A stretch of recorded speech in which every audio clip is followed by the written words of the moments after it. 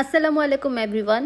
পবিত্র শবে মেরাজ উপলক্ষে কিন্তু আজকে আমি বাসায় এই নাস্তাটা করেছি। যেহেতু শবে বরাত বা শবে মেরাজের সময় একটু নামাজ কালাম পড়া হয়, সেই সাথে কিছু সুজির হালুয়া রেডি করা হয়ে থাকে বিকালবেলা নাস্তা হিসেবে অথবা রাতের বেলা খাওয়ার জন্য। প্রায় সব ঘরে কিন্তু এই পবিত্র দিনে সুজির হালুয়া বা সুজির পায়েস অনেকে রেডি করে থাকে, বাট এই ডিফারেন্ট টাইপের পায়েসটা কিন্তু আমি অনেক আগে থেকেই বানিয়ে আসছি। মাত্র 5 মিনিটে চটজলদি এই পায়েসটা কিন্তু বাসায় রেডি করে ফেলতে পারবেন আর তাক লাগিয়ে দিতে পারবেন সবাইকে খাইয়ে, যে টেস্টটা কি পরিমাণ অসাধারণ হয়। তো আমি আজকে আপনাদের সাথে এই ইয়াম্মি রেসিপিটা শেয়ার করতে যাচ্ছি। ফার্স্ট থেকে চুলাটা জ্বালিয়ে হাফ লিটারের মতো গরুর দুধ আমি এখানে একটা ডেক্সিতে জাল দিয়ে নিচ্ছি, আর একটা বাটিতে আমি একটা ডিম ফাটিয়ে নিলাম, আর তাতে আমি দিয়ে দিব সামান্য 1 চিমচি মতো লবণ আর 1 চামচের মতো চিনি। এবার আমি সব কিছু খুব ভালোভাবে ফাটিয়ে নিচ্ছি, যাতে করে ডিমের কুসুমটাও ভেঙে যায় আর সাদা অংশটা খুব ভালোভাবে মিক্স হয়ে যায় চিনি আর লবণের সাথে। খুব ভালোভাবে এটা ফাটিয়ে নেওয়ার পর এটা আমি সাইড করে রেখে দিচ্ছি, আর চলে যাচ্ছি এখন গরুর দুধ যেটা জাল দিয়েছিলাম সেটার কাছে। গরুর দুধটা সামান্য গরম হয়ে যাওয়ার পর এটা আমি দিয়ে দিব হাফ কাপের মতো চিনি, আর পাউডার দুধ দিয়ে দিব প্রায় হাফ কাপের মতো। এক্ষেত্রে আমি চিনি পরিমাণটা একটু কম দিয়েছি, আপনারা চাইলে আপনাদের স্বাদ মতো একটু বেশি দিতে পারেন। এবার আমি এখানে দিয়ে দিব ডানো ক্রিম, আর এই ক্রিমটি কিন্তু বাজারে কিনতে পাওয়া যায়, তো আমি এখানে হাফ কাপের মতোই কিন্তু এই ডানো ক্রিমটা দিয়ে দিচ্ছি।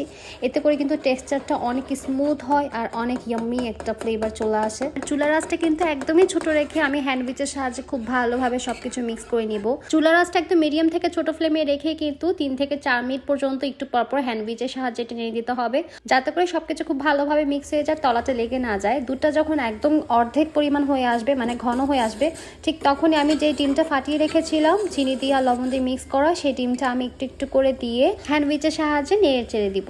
তো এই যেমন ধরুন একটুখানি ডিম দিলাম, আর ফাটানো ডিমটা দেওয়ার পর চুলার আঁচটা কিন্তু একদম ছোট আছে, এটা বুদবুদ আকারে উঠবে, আর ততক্ষণ আমি ডিমটা একবার নেড়ে দিব এভাবে করে। তারপরে ডিমটা নেড়ে দেওয়ার পর আর একটু সামান্য একটুখানি ডিম আমি চারিদিকে ঘুরিয়ে এভাবে করে দিয়ে দিলাম। আবারও হ্যান্ড উইচের সাহায্যে আমি একটুখানি তলার থেকে একদম নেড়ে নিলাম ভালোভাবে। এতে করে ডিমটা একটু আড়া আড়া থাকবে, খুব বেশি মিহি হয়ে যাবে না।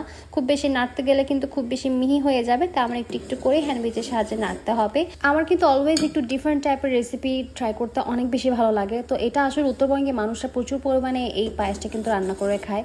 এটা আসলে এখানে অনেক ভাবিদের সাথে আমার পরিচয় হয়েছে, তারাই বলেছে যে হ্যাঁ, এই পায়েসটা কিন্তু তাদের অঞ্চলে কিন্তু প্রচুর পরিমাণে রান্না করা হয়ে থাকে। তো যখনই ডিম পুরোটা শেষ হয়ে যাবে আমি একটু জালটা ছোটো আছে একটু ওয়েট করবো আরও 2 মিনিট পর্যন্ত, যতক্ষণ পর্যন্ত ডিমটা খুব ভালোভাবে দুধের মধ্যে সিদ্ধ হয়ে না আসে আর দুধটা আরেকটু ঘন হয়ে না আসে।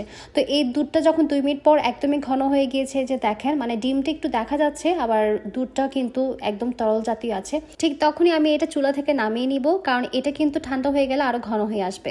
এবার আমি বাটিতে গরম গরম সার্ভ করে ফেললাম, আর আমি একটা ছোট্ট মাটির একটা কাপে আমি কিন্তু এটা ডিপ ফ্রিজে সংরক্ষণ করব অ্যাজ এ দই হিসেবে। এটা আমি টেস্ট করব যখন ঠান্ডা হবে তখন। তো আমি অল্প একটুখানি তুলে রাখলাম, আর অল্প একটুখানি বাদাম কিশমিশ এখানে দিয়ে দিলাম ডেকোরেশন হিসেবে। তৈরি হয়ে গেল মজাদার ঝটপটে রেসিপিটা। বাসা অবশ্যই ট্রাই করতে ভুলবেন না, আর লাইক দেবেন, কমেন্টস করবেন, ভিডিওটা শেয়ার করবেন যদি আপনার থেকে রেসিপিটা ভালো লেগে থাকে। আজকের মতো সবাইকে বিদায় নিয়ে দিচ্ছি, সবাইকে খোদা হাফেজ।